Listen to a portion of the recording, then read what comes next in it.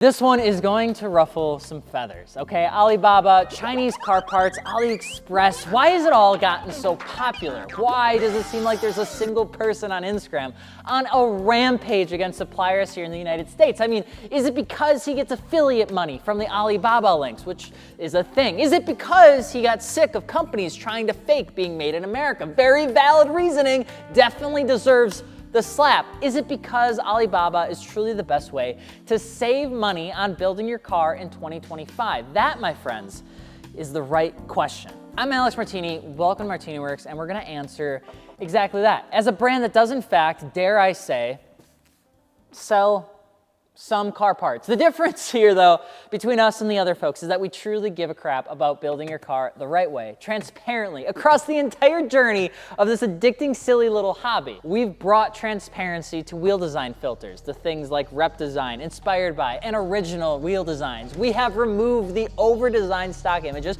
with true, real photos of products on our website so that folks like you don't feel like you're getting duped when you see something that's super concave, but the real thing you get is super flat. And we have always been upfront about when a brand wants to pay us to talk nicely about them, and we always have and always will continue to tell you that because we like something called our soul. No matter how big we get, I'm not selling it, it's not for sale, okay? But that also means that you might think I'm trying to twist this into something that only benefits us. That's fair. You're an adult. You understand how marketing works, so I get that. But hopefully, you also know me, you know Dakota, you know Gels, you know all of us, and you know why we started MartiniWorks and why we're so blunt about this stuff. I've sold car parts for over 8 years now altogether, and honestly, I'm old as shit when you really think about it. I've seen the worst of it, and I've seen the best of it. And brands that have risen from nothing into some of the biggest brands in the world is a really cool thing to see. And I've also seen other companies declare bankruptcy 5 times. Honestly, 2025 could be considered a toss-up. Now, the joys of this video is that I gain nothing by telling you everything, which I do aim to do. I might even convert some people away from buying from MartiniWorks to go try their shot at Alibaba. And that's okay, because I'm not entirely sure the person who's looking for a reason to trust Alibaba is going to buy from MartiniWorks right now in their journey. It's probably gonna come a little bit later. We aren't trying to sell you $52 no-name filters, and we're not trying to sell you fake BBS E88s for $400. That's just not who we are and not what we're looking for. And truthfully, anyone who buys direct fake products to pretend they have something they don't, in my opinion and in our opinion, is a bit silly, but we'll get into that. There are 3 key situations here that I think are making a muck about this entire thing. Number 1, new companies that are reselling products found on Alibaba with a slightly different name and claiming they're older, wiser, or more established than they really are. Now keep in mind, you may not know what Alibaba is, and essentially it's a place where you can buy things factory direct, typically from China. We're gonna get into AliExpress and things like that too. Number 2, folks buying Alibaba products claiming it's the same with no real justification besides that it looks the same. And number 3, what do you really get when you buy a car part from a shop versus quote unquote direct from factory? Honestly, the kind of company that does this deserves a little bit of public blasting. There's something that does feel a bit icky when a brand comes in with like a huge product offering like right out of the gate. They don't ever mention how much capital vesting, they don't mention that they're owned by somebody else. They just kind of come in claiming to know everything about anything and selling products that typically have a huge upfront cost. Things like carbon fiber, things like aluminum molds, things like pressed steel stamp, that all stuff, that's super expensive mold stuff that you have to get made somewhere. Every influencer making a candy though, or dropping an energy drink is really no different than what we're talking about here, where they work with a factory to make their stuff and then they private label it. And the goal of doing this, including myself if I were to, would be to use my experience to turn the product into something unique, something I think would make the experience of the product better. The thing with that is that you don't need to do that. So a lot of people, what they end up doing is they grab carbon fiber hoods from Alibaba for like a G80, and then that's $780, and then they end up reselling it for $4,500. And that just doesn't really work anymore. And I think we can all agree it really shouldn't. If there's something out there that's just a copy and paste, they deserve to get their hand slapped. But let's call a spade a spade. Brands do this all the time, and they typically do it to build enough capital to eventually make their own products. And I'm gonna take the hottest brand right now, Valtronic Designs, as an example, a brand that's been at the heat of this thing for a minute. Now, Austin, the owner, made his own exhaust initially. It's when he got a new BMW. He found an exhaust on Alibaba, he bought it, he liked it so much that he ended up rebranding it, and he started distributing it as Valtronic Designs. And he made enough money to begin turning this into a real business. And to this day, Valtronic is a rapidly growing business. Now, according to them, the initial Valtronic design exhaust came from a place called JTLD, and you can find this on Alibaba. It's a place that sells almost everywhere, including eBay. And according to Valtronic, it made the E90 that they put this exhaust on overheat the cylinder walls and turned out to be a not so great thing to build or create or run. So they actually ended up partnering with a company called Eurotech to redesign it, changing the pneumatic valves from electric. And they actually adjusted the design, gave that feedback to JTLD for future designs, and here you have the spawning of a beautiful, controversial exhaust company, okay? Here, let me explain this on a whiteboard. You see, back in the day, JTLD and Valtronic were kissy-kissy, pretty much up until 2022. Now, JTLD is a place that sells stuff on Alibaba. They also sell stuff everywhere else that you could possibly imagine, like eBays and all the marketplaces of the world. We talked about how Austin felt that the JTLD exhaust from the E90 was a little bit of a mess. They got it redesigned by a company called Eurotech. The world went on, but Valtronic continued to get their exhausts supplied by JTLD. Where do they get the parts from? Where do they get the designs from? That's a toss-up. My thoughts are it probably came from JTLD. Now, Valtronic got their parts from this company, from JTLD, until 2022, when Valtronic decided to finally cut ties, which they say was due to quality control issues. And because those ties were cut, there was no exclusivity with JTLD to hold on to the Valtronic designs and never resell them. So what ended up happening is they released those branded products to Alibaba. Now, this is Valtronic's story. I give it 70% accuracy, 75% accuracy because they're trying to protect themselves too. But it is believable, and I can't vet it outside of knowing Brandon since 2019 or so. But it does temperature check out, and it aligns with what a lot of brands do. Now, after 2022, we don't really know where they're getting all their stuff from. They haven't made it very, very clear, and they probably don't want to. But I can tell you that a lot of the stuff that they've been designing from 2022 onward is going to be much more difficult to find than something from their pre-2022 era, which is why a lot of times you see BMW, Audi, and Universal parts carrying a lot of similarities to the Valtronic design products that came from JTLD. Whereas when you look further into the future, closer to today's day and age, you're not going to see as many copycats on things like their R8, Revuelto, or their exotic lineups, because what they think, or what I think,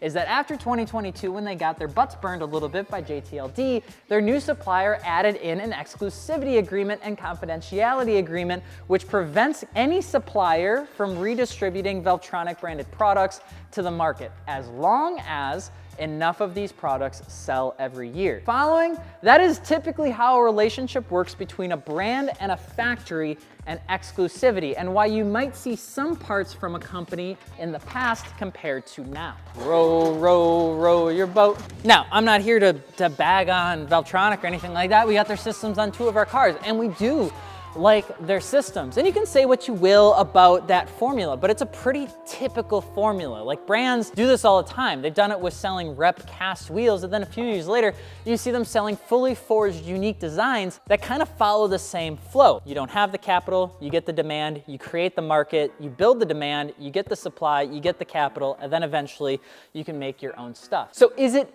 bad? That is for you to decide. Valtronic doesn't have a contractor after 2023 that is allowed to use any Valtronic design products because of the burn with JTLD. And as of September this year, Brandon, the CMO, tells me that all systems are developed in-house until samples are completed, and then the system is processed and mass-produced in China or overseas. So mark one up for Alibaba. You can find parts that work at a fraction of the price. Kinda. Which leads me to the second big problem group of this situation. You see, at the same time I tell everybody to try and buy the right stuff, I also understand what it's like to be on a budget. And initially, I liked what I was kind of seeing about the Alibaba stuff. It was kind of like the eBay era of the early 2000s. But there's a lot of misinformation, same as the early 2000s. eBay coilovers were touted to be the same as KWs. Not a chance. eBay exhausts were no different than Borla, and rotas were just as strong as gram lights. If anybody has a widow's peak, you're going to remember those arguments on forums and Facebook groups. And we now know that those things are just not true. But I've got great news. eBay exhausts still exist, eBay coilovers are still a thing, and eBay wheels are still just rotas. Now, this Alibaba thing feels a little bit like that. And just because some companies have been caught with their pants at their ankles does not mean that there's a greater conspiracy at foot. Why do I sound like I'm setting some sort of exposition for a movie? For example, I saw a video talking about how Billet Specialties is 90% made in China. This is the same company in Illinois that has 50 plus CNCs and lathes in-house. Because they receive flow-formed or non-forged wheels from China, does that mean that they're an Alibaba brand? Absolutely not. What about Apex wheels? What about work wheels? Now, let me be as fundamentally clear as I can. And this is the part that nobody really wants to hear on the internet, because everybody has the attention of a toad, and I enable that by making short form content. But this is not a short form video. Let me be as clear as I possibly can. Components from China do not equal Alibaba. Raw materials like aluminum are dominated by China, with over 60% of all smelter aluminum production, by a landslide. India does 4.1 million tons, Canada at 3. A few other countries do it like less than 2. The rest of the world combined is 9.5 million tons. China, 41 million tons. It is huge. Huge, okay? Companies who produce forged wheels or order blanks, wheel hoops, or anything in between likely get those materials, almost guaranteed to get those materials from China.